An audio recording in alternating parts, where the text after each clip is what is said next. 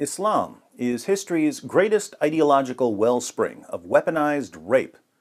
Other ideologies have used rape as a tool, but these ideologies have never been as widespread or as long-lasting as Islam.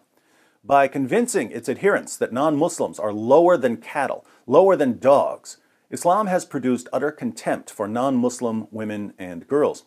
And by spreading revelations from Allah Himself advocating the rape of female captives and slave girls, Islam has enshrined rape as an enduring feature of its interactions with non-Muslims. We read about the latest example in the Morning Star News.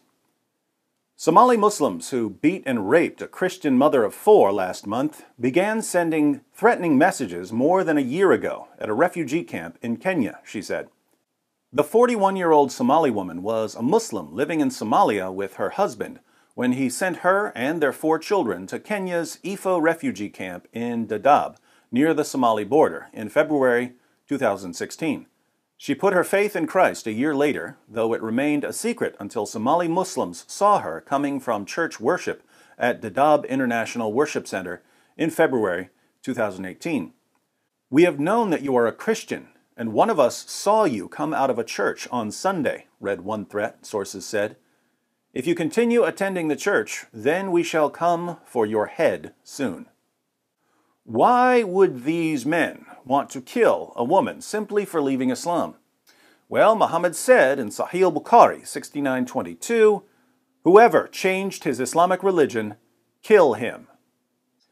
In the chapter Introduction in Bukhari, we see that the early Muslim community understood this command to apply to female apostates as well. It says, Ibn Umar, Az-Zuri, and Ibrahim said, "A female apostate who reverts from Islam should be killed." This is why devout Somali Muslims would not hesitate to threaten a mother of 4 for leaving Islam. The article continues. She stopped attending the church services and relocated nearby. "But it looks like we had already been marked," the woman, name withheld, told Morning Star News. "Soon 4 of my children converted to Christ, and I cut all links with my husband in Somalia." Wow, given a choice between Christianity and Islam, entire families of Muslims would convert to Christianity. No wonder jihadis have to threaten women with death for leaving Islam. When she stopped attending the church, the pastor visited the family and began praying with them in their house, an area source told Morning Star News. "I think the enemies of Christ might have been monitoring their movements," the source said. On January 2nd, 4 Muslims from Somalia forced their way into her home. "I was beaten and then raped by 4 men who threatened me, telling me not to say anything about the ordeal that I went through," she told Morning Star News. As they left the house at 1 a.m., one of them said, "We could have killed you for being a disgrace to Islam and joining Christianity, which is against our religion.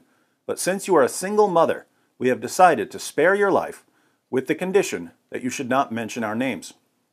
The woman is in dire need of trauma counseling, the source said, adding, "We, as the underground church in Dadaab, need prayers and support for our persecuted believers in Christ." Interesting. They actually let her live because she's a single mother. They showed more compassion than their prophet. Muhammad ordered them to kill her, but they decided to merely gang rape her instead of killing her. Gang rape instead of beheading. That's progress. Who said that Islam can't be reformed? This is life for women who leave Islam in an area where tons of men follow the teachings and example of Muhammad. So these devout Muslim rapists let the woman live, conditional on her not identifying them as the rapists that they are. Since she hasn't identified her rapists, we obviously can't go after them.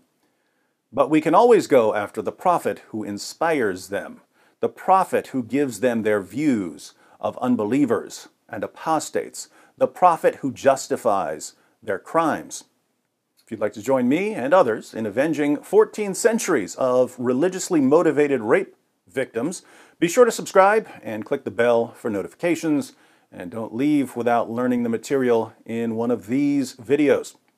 Muhammad weaponized rape. We weaponize facts. Learn the facts, and you will be the ultimate nightmare for Muhammad, the patron saint of rapists.